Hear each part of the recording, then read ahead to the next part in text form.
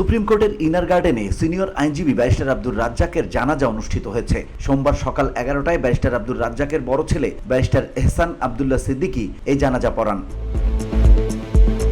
জানাজার আগে ব্যারিস্টার আব্দুর রাজ্জাকের ছোট ছেলে ইমরান আব্দুল্লাহ সিদ্দিকী তার প্রয়াত বাবার জন্য সকলের কাছে দোয়া চান।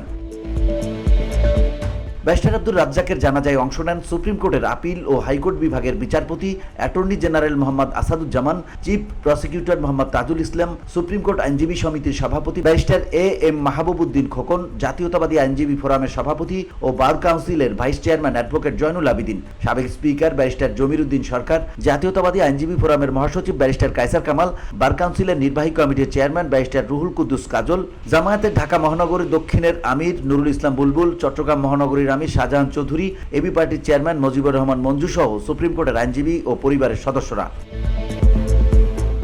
জানাজা শেষে সুপ্রিম কোর্ট আইনজীবী সমিতি ও অ্যাটর্নি জেনারেল কার্যালয়ের পক্ষ থেকে ব্যারিস্টার আব্দুর রাজ্জাকের কফিনে ফুল দিয়ে শ্রদ্ধা জানানো হয়। এর আগে রোববার বাদ এশা ধানমন্ডির তাকওয়া মসজিদে তার প্রথম জানাজা হয়।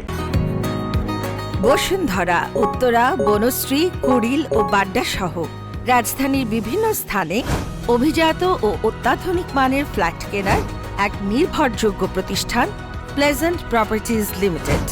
তাই আপনার স্বপ্নের আবাসনের জন্য আজই যোগাযোগ করুন। Pleasant properties limited, where destiny matches eventually. এদিকে সুপ্রিম কোর্টের সিনিয়র আইনজীবী ব্যারিস্টার আব্দুর রাজ্জাকের মৃত্যুতে তার প্রতি শ্রদ্ধা জানিয়ে সোমবার দ্বিতীয়ার্ধে সুপ্রিম কোর্টের আপিল বিভাগ ও হাইকোর্ট বিভাগের বিচারিক কার্যক্রম বন্ধ ঘোষণা করা হয়। সুপ্রিম কোর্টের ভারপ্রাপ্ত রেজিস্ট্রার জেনারেল মোহাম্মদ মোয়াজ্জেম হোসেন স্বাক্ষরিত এক বিজ্ঞপ্তিতে বলা হয়, নির্দেশিত হয়ে জানানো যাচ্ছে যে সুপ্রিম কোর্টের সিনিয়র আইনজীবী ব্যারিস্টার আব্দুর রাজ্জাক গতকাল বিকেল 4:10 ইন্তেকাল করেছেন।